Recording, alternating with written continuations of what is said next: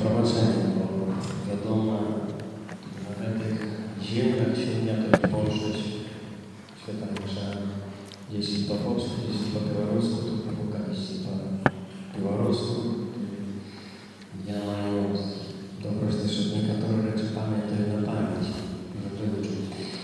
Przepraszam, że jeżeli tak ten szatek kombinowany z polski i białoruski język, ale to jest, no, żeby to było zrozumiałe i dla Was, i dla tych ludzi, bo jednak liturgia jest dla wszystkich, jest to tylko dla Świętlanek i innych. Ja zapraszam, jeżeli tu Państwo jeszcze będzie, no to zapraszam jeszcze na Kościół Świętego Andrzeja, można odwiedzić blisko przy Słonieniu. Niektórzy nazywali to Parny Kościół. Też zapraszam do odwiedzenia, bo on też ma swoją historię.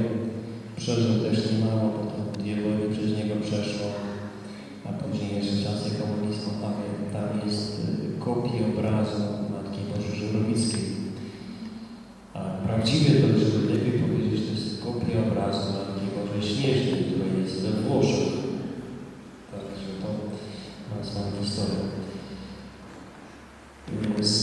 Tu zaraz po mszy świętej będzie prezentacja, będzie pewne rzeczy przedstawione historyczne o Kościele. Ja po prostu muszę Was oprosić, bo też mam swoje obowiązki.